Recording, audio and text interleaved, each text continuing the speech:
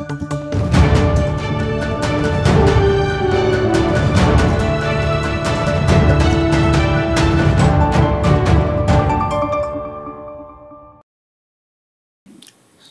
Pemuda Indonesia, jumpa kembali bersama saya Moh Gunawan Abdillah di studio EGTV. Mendekati bulan Oktober, November di mana terjadi pendaftaran di KPU, Capres dan Cawapres untuk 2024. Namun banyak isu-isu yang memang sangat-sangat mengejutkan. Adanya Gibran, adanya Anies Ganjar dan lain-lain. Nah, kita akan bahas oleh tokoh-tokoh eksponen pemuda Indonesia. Ada Bung Dadung Haristio, selamat malam Bung Dadung. Selamat malam Mas Gun. Ada Bung Tobias Patiasina, selamat malam Bung. Malam Mas Gun. Oke, jadi 2024 ini bisa disebut tahun-tahun pilpres yang memang dibilang kejutan, ajaib, misteri, masih banyak gimmicknya di masyarakat.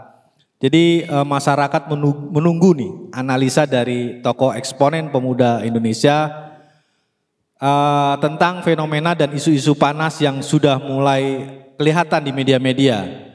Gibran pun menjadi salah satu pemicu, pemantik, bahkan dipanggilnya Presiden ke Ketua Umum PDIP Megawati Soekarno Putri juga mungkin membahas hal-hal yang memang ini sebenarnya mau kemana sih Pak Presiden? Prabowo kah atau Ganjar kah?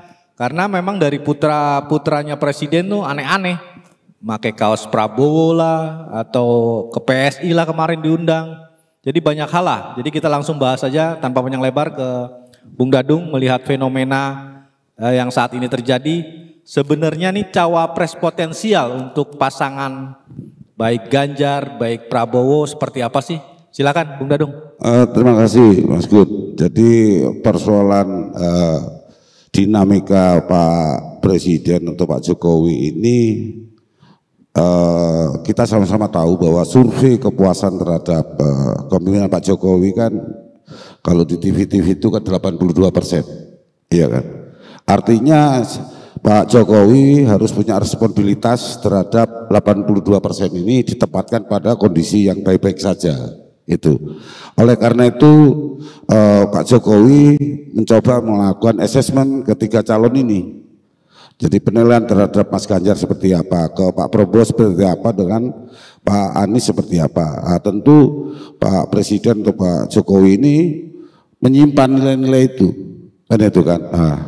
Kemudian di sekelilingnya Pak Jokowi pun banyak bermunculan cawapres-cawapres potensial, termasuk ada Mas Gibran, ada Sandiaga Uno, ada Erick Thohir, ada Erlangga dan sebagainya kan itu. Ini pun masih dalam suatu penilaian terhadap Pak Jokowi. Lepas daripada itu, pilpres ini yang nampak dalam figur calon presiden ini ada tiga. Ada Pak Ganjar, ada Pak Prabowo, Pak Anies. Ya, tentu setiap capres ini memiliki demografi pendukungnya, ya kan? Kalau di Mas Ganjar punya demografi pendukungnya, Pak Prabowo dan sebagainya. Lah, melihat dari kondisi ini, ada demografi yang mayoritas masih mendukung Pak Jokowi ini. Lah inilah yang akan jadi buat rebutan itu. Baik oleh ketiga capres ini, baik oleh calon-calon bakal cawapres. Lah ini dibutuhkan kecerdasan dari tim sukses untuk mengambil dukungan-dukungan itu sebagai dukungan untuk pilpres. Kita melihat saat ini Pak Ganjar didukung oleh PDI dan P3 dan Hanura dan Perindo sudah memenuhi syarat untuk pendaftaran di KPU. Terus di Pak Prabowo juga demikian, ada PAN, Golkar, ada PKB kan itu kan, dan yang lainnya. Pak Anies juga sama, Demokrat, Nasdem. Artinya posisinya secara legitimasi itu masuk dalam KPU ini sudah memenuhi. Tapi mungkin dari para tim ini punya analisa supaya demokrasi ini tidak keras benturannya. Makanya ada yang berpikir andai-andai mimpi gitu loh. Seandainya ini dengan ini dengan ini. Saya melihat kalau simpelnya artinya dibuat suatu akibat, katakan Ganjar Pranowo dengan Prabowo Subianto ini sudah nggak mungkin. Di awal-awal sudah ditolak. Pak Prabowo nggak mau jadi calon wakil presidennya Mas Ganjar, iya kan? Dan Mas Ganjar nggak mau jadi wapresnya Pak Prabowo. Jadi ini sudah tidak mungkin. Nah, kemudian baru-baru ini muncul isu yang lagi viral, Ganjar Pranowo dengan Anies. Nah, ini kan belum ketemu benang merahnya di mana. Tapi sebetulnya awal ini antar partai, antar koalisi pernah dibangun zamannya Pak JK antara Puan dan Anies, kan gitu kan. Jadi itu sebetulnya titik perspektifnya sudah terbangun waktu di Ancol. Nah, perspektif inilah bagaimana dikelola menjadi benang merah yang mempertemukan antara Ganjar Pranowo dan Anies Baswedan itu. Kemudian Pak Prabowo sendiri siapa calonnya? Ya, isu yang ada di diri Pak Prabowo itu kan ada Erick Thohir, ada Muhaimin, ada mungkin Golkar, Erlangga Hartarto yang diputuskan di Munas dan Rapim itu harus menjadi capres atau cawapres atau seperti apa kan itu. Jadi kalau sudah ketemu antara ini akan simpel demokrasi, pilpres akan semakin simpel, semakin kondusif, tidak ada benturan yang keras. Tapi kalau tidak, kalau tiga partai ini tiga kandidat ini maju masing-masing, pasti ada putaran kedua dan ini kan keras perebutan konstituen atau pendukungnya gitu loh. Mungkin itu Mas Gun sebagai pengantar. Oke, menarik ini. Kita ke Bung Tobias nih. Jadi apa yang sudah disampaikan Bung Dadung memang sangat-sangat menarik, kejutan, misteri, dan memang tadi utamanya adalah menghindari benturan keras seperti yang terjadi di pemilu sebelumnya. Nah, kalau gambaran Bung Tobias dari tokoh eksponen pemuda Indonesia, apa yang digambarkan Bung Dadung ini cocok atau ada analisa lain dari Bung Tobias? Silakan. Ya, terima kasih Mas Gun. Kalau saya sih ya pandangan sama saya hampir sama ya, sebenarnya cocok ya. Nah, cuma untuk benturan ini ya kita khususnya warga negara Indonesia itu yang maunya benturan ini jangan sampai seperti yang tahun 2019. Itu yang kita harus jaga dulu. Kalau kita melihat bahwa konstelasi politik yang tahun 2019 itu kan itu benturannya sangat keras. Nah, kita harapkan untuk tahun 2024 ini ya mungkin adem-adem aja, tapi ya demokrasi politik kan apalagi di tahun-tahun pilpres ini kan ya pasti ya ada yang mau tidak mau ya pasti ada benturan. Nah, benturan itu ya mesti kita harus jaga bahwa jangan sampai menyalahi aturan yang ada. Itu mungkin itu. Dan yang kalau saya melihat bahwa soal capres ini ya semua ini sama, nggak ada kekuatan yang berbeda. Maksudnya untuk tingkat masing-masing calon presiden ini kan itu kan luar biasa. Pak Prabowo ya kan, Ganjar, habis itu Anies itu kan punya nilai-nilai jual itu ya hampir-hampir sama lah. Nah, cuma sekarang ini siapa ya kan yang mempunyai kualitas untuk memilih cawapres, itu yang pertama. Ya kan, kalau itu salah pilih cawapres, nah itu pasti akan repot juga. Nah, inilah yang kita lihat bahwa hari-hari ini kan misalnya kemarin tuh Muhaimin mengeluarkan statement bahwa ada statement yang memang kita lihat bahwa ada semacam ancaman dan ini wajar. Karena yang pertama mungkin awal mereka berdua itulah ya kan mempunyai satu nilai jual yang tinggi ya berdua itu kan. Nah, cuma ya itu kita ngelihat bahwa kemarin itu seperti itu. Nah, kacamata yang ada dilihat juga dari Nasdem dengan PKS dengan Demokrat sama, hampir sama. Ya kan? Lain dengan lain memperebutkan wakil, ya kan? Nah, cuma ini kalau yang PDIP kan dia mungkin nggak terlalu melihat wakil. Dia adem-adem aja. Nah, inilah yang saya bilang kan, ya mudah-mudahan ya mungkin memasuki bulan September ini sudah selesai kan. Tapi ya kita lihat bahwa memang apa yang terjadi hari-hari ini tuh itu sangat lumrah. Ini Mas Gun, jadi ya wajar-wajar aja. Jadi mungkin saya punya pendapat berbeda juga mengenai nanti tiba-tiba bisa juga tiba-tiba Prabowo bisa dengan Ganjar, ya kan? Kita bisa aja. Ya, habis itu, ya kan, habis itu Ganjar dengan Anies, kan bisa aja terjadi. Nah, untuk apa? Untuk mengurangi benturan. Kalau seperti itu mungkin seperti itu dulu Mas Gun. Oke, kita ke Bung Dadung lagi nih. Jadi benturan menjadi alasan bahwa pasangan-pasangan yang memang cenderung terjadi benturan itu memang ada banyak pihak yang memikirkan ke arah sana. Cuman memang kita jangan lupa oleh asing. Jadi kepentingan asing juga ada kepentingan daripada capres dan cawapres sendiri. Terutama tadi geopolitik antara Cina dan Amerika memang perangnya di Indonesia. Apalagi hari ini kalau nggak salah Pak Luhut ke Amerika nih. Kita nggak tahu membawa misi apa, tentang capres kah, cawapres kah, atau meminta restu dari Amerika. Siapa sih yang cocok sebenarnya dipasangkan di tiga ini? Jadi ada informasi bahwa Anies ini cenderung didukung oleh Amerika. Nah, sementara Prabowo memang banyak isu-isu tentang masa lalunya. Begitupun Ganjar mungkin tidak juga disukai oleh Amerika.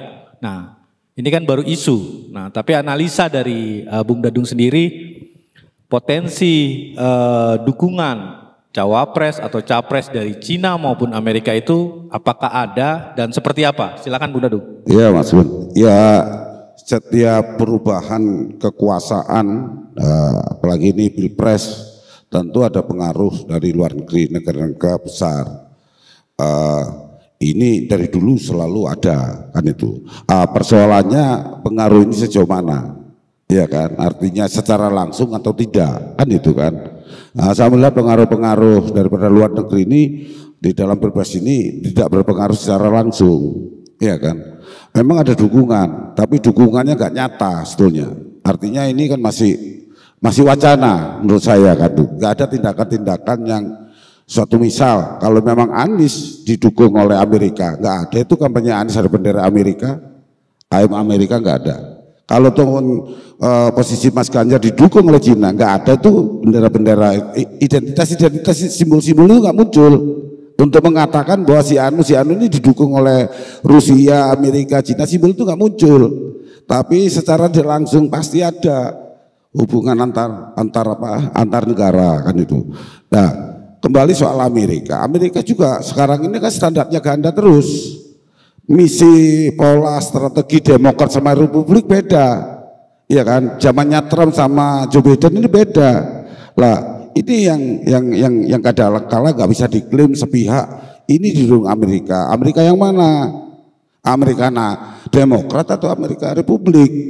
Nah, kalau di Cina udah jelas, ya kan? Xi Jinping ini dikukuhkan berapa tahun lagi, terus si Putin berapa tahun lagi, kan itu kan? Nah, kita harus bisa analisa kalau kita mau ngamatin dukungan negara-negara maju kepada calon presiden ini kan tuh. Amerika ini kan polisi dunia, artinya tupoksinya sebagai polisi seperti apa?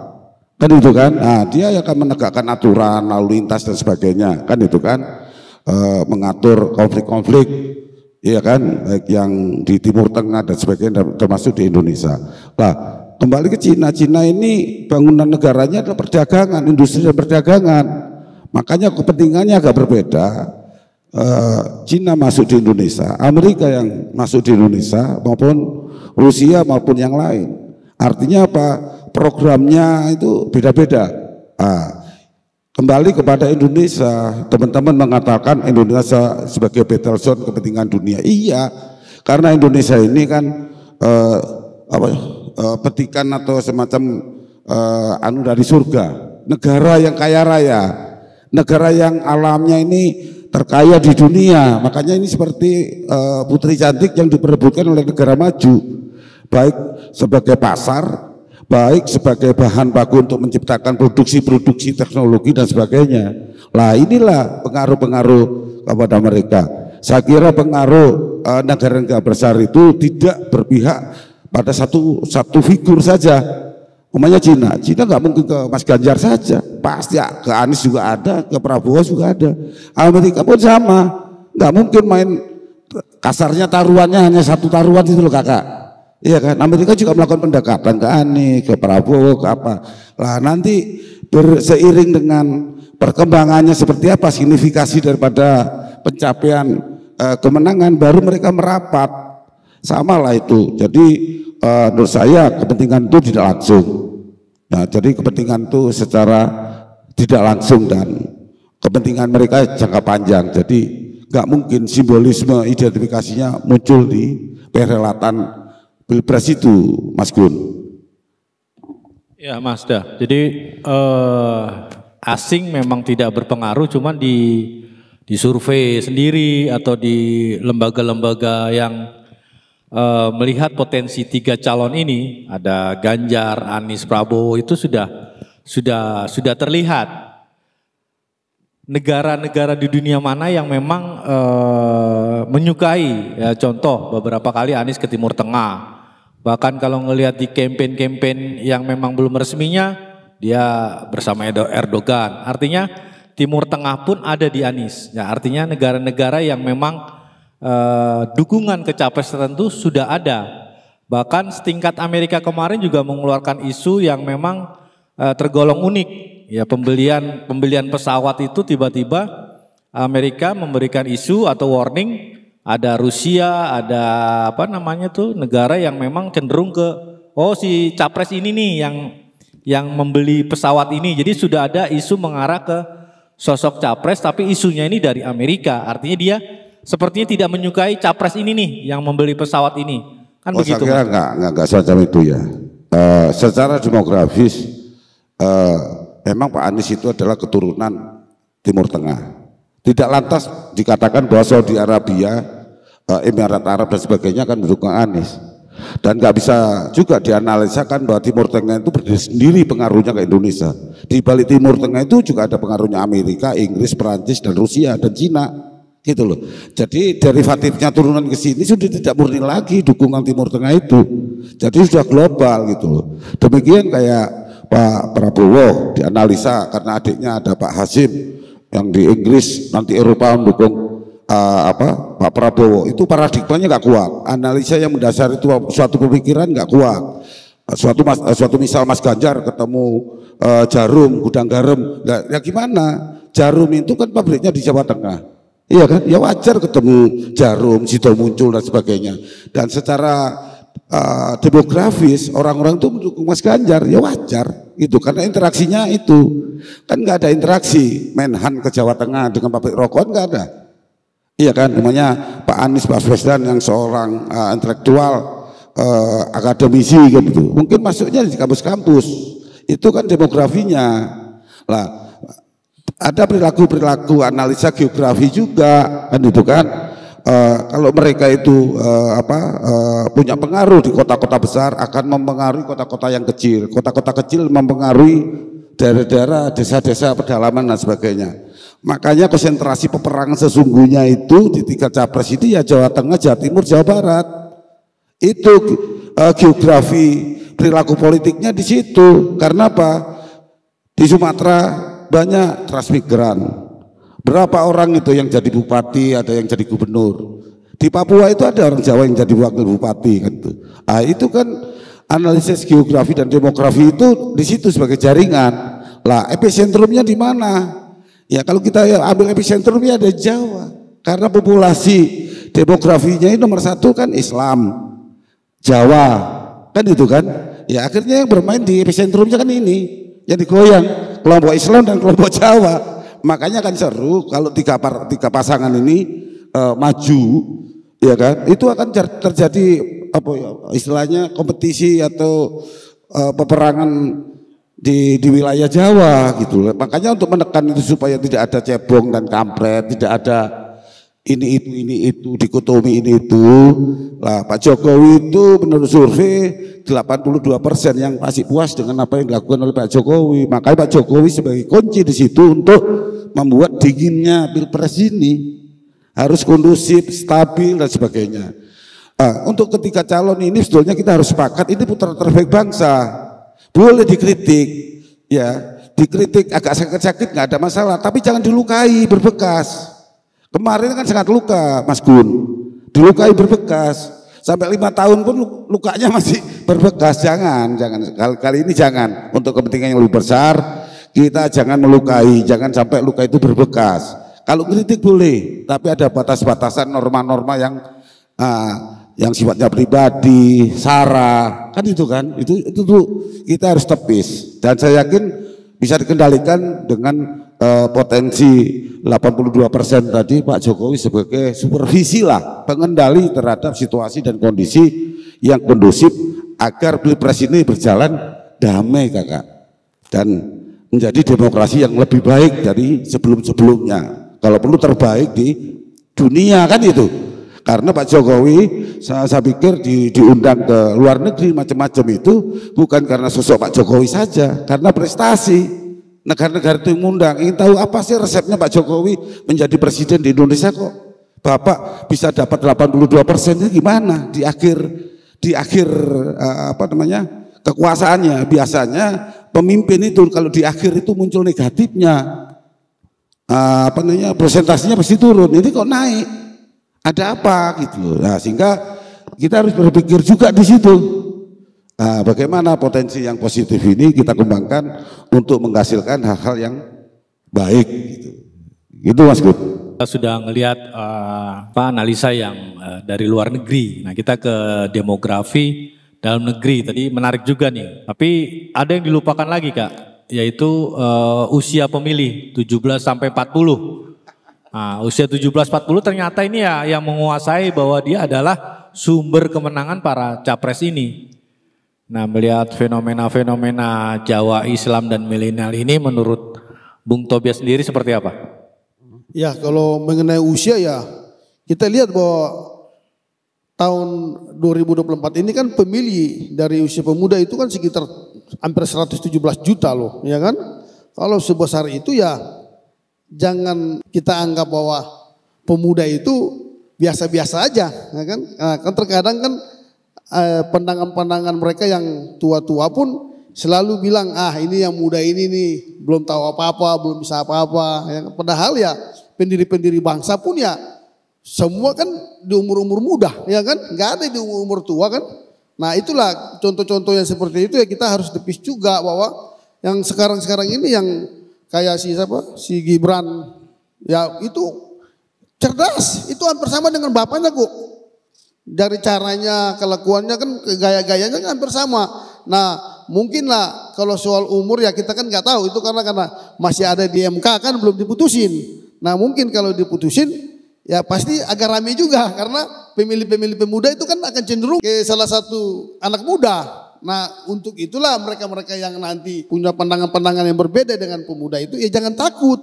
Kalau memang mereka anggap itu pemuda biasa, lepaslah supaya kita melihat bahwa nanti di 2024 ini kan tambah enak, tambah ramai, ya kan? Nah, pandangan yang saya lihat bahwa di Jawa itu ya wajar, karena di Jawa itu pemilih itu ya hampir sekitar 40% itu tuh di Jawa, ya kan? Nah, kalau di Jawa sudah kuasai ya mungkin ya sangat mungkin menang di situ. Nah, kenapa di Jawa itu sebagai benteng pertahanan misalnya partai-partai pemenang yang ada di situ. Nah, itulah karena mereka menjaga basis-basis mereka di situ. Nah, begitupun juga yang nanti kalah di Jawa, dia akan mencari peluang-peluang untuk menang di Jawa juga. Itu wajar-wajar aja. Nah, kita ngelihat bahwa yang di NU Jawa Timur kan basisnya di Jawa Timur. Kita melihat, nah mereka punya nilai jual ada. Nah, kalau memang itu nggak jeli, ya pasti bisa kalah juga, ya kan? Untuk itulah ya. Bicara mengenai partai ini kan mereka sebenarnya kan sudah tahu bahwa yang cerdas itu mencari wakil ya itu pertama berbasis agama dan yang kedua berbasis Jawa. Nah, kalau itu yang diambil bukan berbasis Jawa dan bukan Islam ya saya rasa berat juga Mas Gun, karena ya kita ngelihat sekarang ini ya survei tiba-tiba mungkin ini mohon maaf salah satu cawapres ya saya sebut aja Erick Thohir. Oh, tiba-tiba kok bisa langsung melejit. Lah ada apa? Tanda tanya saya ada apa? Lah dia nggak ada suara kok. Dia bukan masuk dalam satu partai. Lah kok tiba-tiba dia cuma hanya Menteri BUMN, tiba-tiba bisa melonjak setiap survei namanya masuk terus di cawapres. Nah ini pertanyaan saya, survei ini punya kredibilitas enggak? Itu pertanyaan saya. Jadi jangan cuma hanya ya maaf aja ya kan. Ya kita tahulah ya kan. Mungkin asumsi saya ya bahwa dibayar bisa aja tinggi. Nah itu yang saya bilang kan. Ya sebenarnya kita harus jeli juga. Khususnya di masyarakat ini sudah tahu persis bahwa karakter-karakter orang-orang yang memang hanya mau beli ya dengan orang yang betul-betul dari bawah berbeda. Nah kalau orang kita lihat aja nantilah, nggak mungkin lah yang seperti maaf aja seperti Erick Thohir jadi wakil. Maaf aja. Jadi saya bukan antipati terhadap si Erick Thohir, tapi ya harus kerja, bukan kerjanya cuma hanya sebagai seorang menteri, tapi dia kalau mau betul mau aja dia turun juga jadi masuk partai. Supaya bisa tahu bagaimana berdarah-darah di partai. Ya kan? Kalau memang ya sama kalau Pak Ridwan Kamil. Ya ini kita bisa juga kan beda. Kalau misalnya salah satu kandidat ngambil di Jawa Barat. Ya kan? Jawa Tengah berpasangan. Itu berbahaya juga. Jadi ini kan asumsi-asumsi yang kita lihat bahwa hari-hari ini semuanya mata ke Jawa. Dan pasti ya kan punya program yang memang mau merusakkan satu partai ya itu pasti ada di Jawa Timur atau Jawa Tengah. Itu aja. Mungkin seperti itu Mas Gun. Menarik nih ngomongan soal Erick Thohir. Tapi apa hanya sosok Erick Thohir yang survei yang dugaannya tadi menurut Bung Tobias dibayar? Nah, ini kan saya lihat melihat gini. Di survei manapun ada namanya dia. Ada namanya dia. Loh kok kenapa nggak ada nama Ridwan Kamil? Ridwan Kamil cuma satu aja. Tak tahu Ridwan Kamil punya elektabilitas suara lebih tinggi dari dia. Loh kok kenapa tiba-tiba dia? Ada apa? Yakin itu bayaran itu Bung Tobias? Saya kan bilang asumsi saya. Ya kan cuma asumsi saya. Dan memang saya sudah tahu kok. Kan kita juga kan pernah ada bagian dalam tim survei. Bagaimana kita mau survei yang benar yang seperti apa? Survei yang dipesan sama orang bagaimana caranya kan kita udah tahu semua. Jadi ya gitu-gitu kita udah paham lah. Kita ngelihat aja kita sudah tahu bahwa ini bayaran apa tidak. Udah Mas. Oke Bung Tobias. Jadi menarik. Jadi memang framing survei itu Bung Dadung memang sangat-sangat terlihat nih di menjelang pendaftaran capres-cawapres ke KPU nih. Jadi bagaimana sosok-sosok mengejar elektabilitasnya tadi. Ya dugaan atau asumsi bayaran memang itu bagian daripada promo.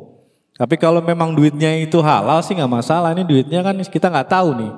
Mereka kan harusnya Bawaslu atau KPU melihat uang-uang mana yang beredar.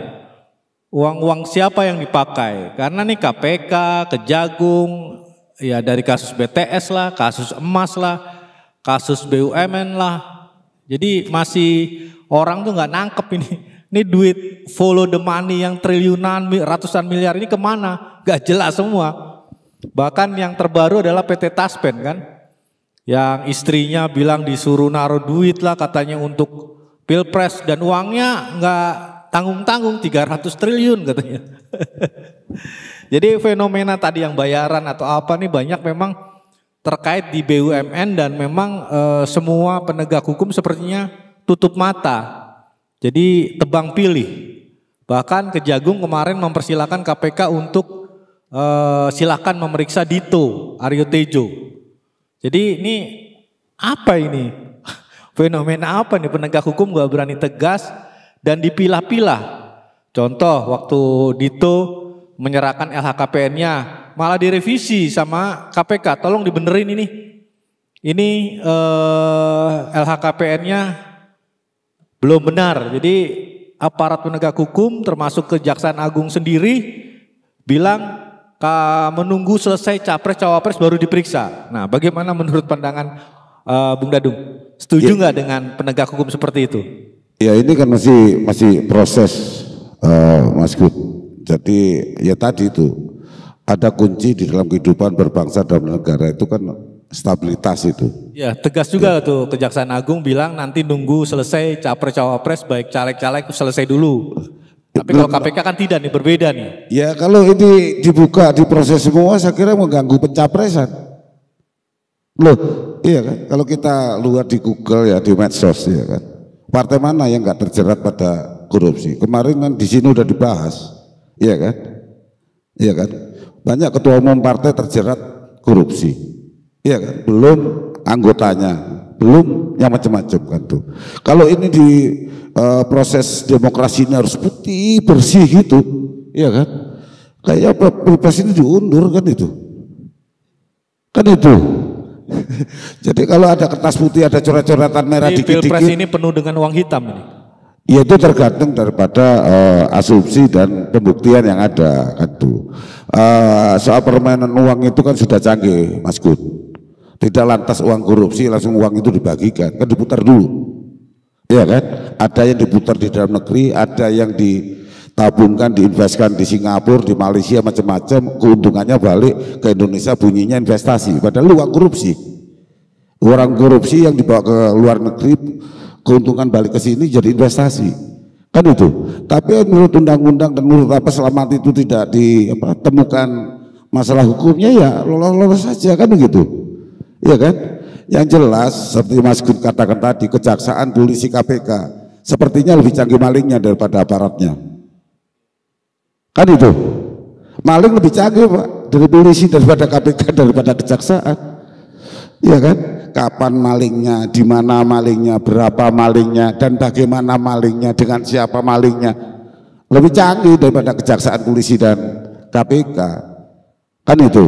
Nah ini kan masalah korupsi kan masalah moral sebetulnya awalnya ini. Satu. Kedua, ini masalah contoh. Korupsi itu kan dilakukan dari atas ke bawah, bukan dari bawah ke atas. Ketika di atas ini ada korupsi dibiarkan, di bawahnya juga ngikut. Apalagi sekarang ada dana desa. Kalau dulu kan kepala desa nggak ada korupsi, sedikit lah ya. Karena nggak ada dana desa. Nah sekarang ada dana desa. Ya kan kita tahu moralitas kompetensi kepala desa itu seperti apa. Dikasih duit ya buat jajan lah. Ya kan itu kan itu. Karena apa? Udah ditunjukkan dari atasnya begitu. Memang yang ngasih dana ke desa itu nggak ada cashback atau feedback kepentingan. Ya ada lah. Kan itu. Kita nggak menutup mata itu. Jadi intinya maling itu lebih canggih, lebih pintar daripada KPK dan polisi dan kejaksaan. Jadi sebelum closing, jadi ini dana-dana korupsi, uang hitam di Pilpres ini memang begitu gencar. Bahkan pemain-pemain lama juga saya dengar ya itu, dia ikut main isu, dia bahkan bermain isunya kasar ya tadi untuk mendukung seseorang nih. Jadi ya uang tambang, uang bank, uang macam-macam lah, narkoba lah. Ini terlalu banyak. Bahkan Sahroni kemarin di Instagramnya bilang ini ada 100 ton apa 100 kontainer narkoba di Jawa Timur kok nggak diekspos sampai begitu. Jadi ini udah perang apa ya? Kita diperlihatkan sama negara Indonesia yang dibilang kaya raya tapi dari sisi penegakan hukumnya jadi aneh-aneh. Bahkan sosok seorang ketua DPR pun curiga dengan 100 kontainer yang berisi narkoba keluar di Jawa Timur dan diungkap oleh BNN. Jadi uang hitam yang tadi saya sebut ke Bung Dadung itu memang nyata ada. Nah menurut pandangan Bung Tobias, seluruh atau 3 capres ini terkait tidak dengan uang hitam ini? Kalau saya sih nggak boleh asumsi kalau soal ini. Soalnya begini, kalau saya lihat dari kacamata saya bahwa inilah demokrasi politiknya. Kalau setiap kali mau pilpres pasti ada isu-isu ini. Dan isu-isu ini udah biasa itu dari dulu tuh seperti itu. Ada yang katanya bawa uang dulu katanya dengan kapal itu sudah, itu permainan isu-isu yang memang ya sangat wajar. Jadi ya kalau menurut saya sih ya masa iya kalau uang beredar hanya untuk pilpres, sampai sekarang aja uang yang ada sekarang aja pun berputar pun masih susah kok, ya kan? Gak ada. Jadi kalau saya bilang nggak masuk akal kalau itu uang berputar betul, pasti akan berputar biasa, rakyat pasti akan senang-senang aja. Nah sekarang rakyat pada teriak-teriak, lah kok bisa uang sampai kontainer-kontainer kok dibiarin seperti itu. Nah itulah isu-isu itu kan isu-isu basi itulah. Kalau saya sih isu-isu basi itu. Karena apa ya? Setiap kali ada pilpres, nah momen-momen itu yang diambil. Nah, yang paling berbahaya itulah momennya lagi yang momen anti etnis, anti ini, anti itu. Selalu aja itu. Setiap kali ada capres, apalagi kalau misalnya capres salah satunya misalnya bukan pribumi, ya kan? Kayak Anies bilang Yaman lah. Ya ini kita ngelihat aja kan. Habis itu misalnya ada Prabowo misalnya bilang katanya ada etnis Cina lah.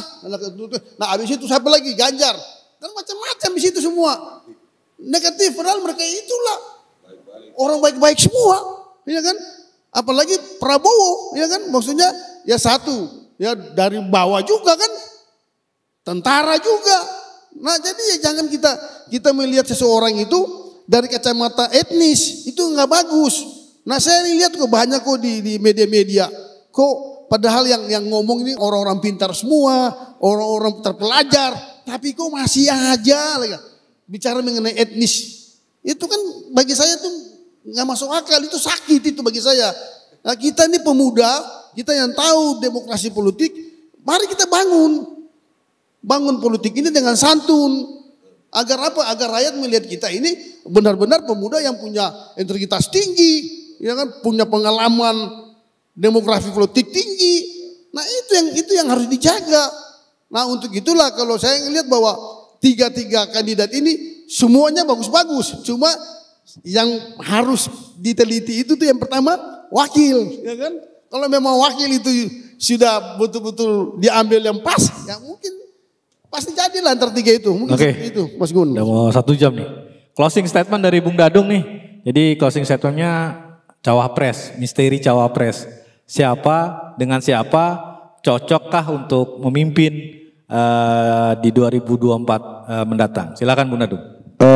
Kalau menurut saya dari analisa perjalanan dan diskusi bersama teman-teman untuk cawapres potensial yang diperebutkan ketiga ini, iya kan? Ini di luar tiga ini ya. Itu ada apa? Kofifa, iya kan? Ada Ridwan Kamil, iya kan? Ada juga Pak Andika Sandiaga Uno kan itu.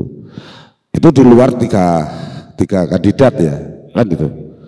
Saya kira itu tadi basisnya militansi, Erick Thohir tidak punya basis militan, iya kan? Yang kita sebutkan tadi punya militansi, artinya Sandiaga Uno punya modal politik militansi dari pendukung yang kemarin-kemarin, iya kan? Terus Kofifa mungkin tambah Mahfud MD itu adalah basis NU, iya kan? Kalau Ridwan Kamil, suksesi Ridwan Kamil di Jawa Barat itu punya basis militansi. Lah, saya melihat Pak Erick Thohir ini dalam membangun basis atau penggalangan kurang militan Mas Gun. Sehingga apa? Ya cuma dapat surat-surat aja, dapat survei kan itu kan general statement aja sama agreement, iya kan? Persetujuan, permufakatan. Penyampaian kedaulatan tekad dan macam-macam, tapi mesinnya nggak ada. Tapi kalau Mahfud MD, Kofifa di NU punya mesin, Ridwan Kamil di Jawa Barat punya mesin itu. Berapa kepala desa dia masih punya itu kakak, kan itu kan.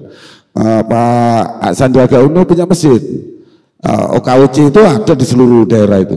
Terus Pak Andika juga punya mesin, kan itu. Nah, tinggal mesin yang seperti apa yang dibutuhkan oleh ketiga capres ini sebagai eskalasi untuk membangun kemenangan.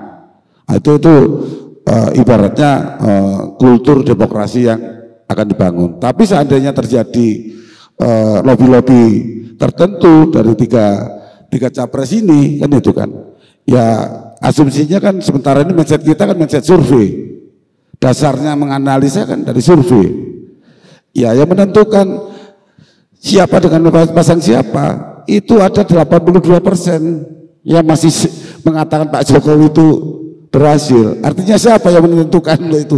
Tetap legitimasinya itu ada di Pak Jokowi. Kalau semuanya Ganjar sama Anies ini direstui, ya direstui bukan berarti mengintervensi secara langsung. Normatif yang diberikan kan itu, nasihat yang diberikan oleh Pak Jokowi, bukan ngatur-ngatur cawe-cawe seperti penjodohan seperti mak jomblang, bukan. Pasti presiden ngasih normatif.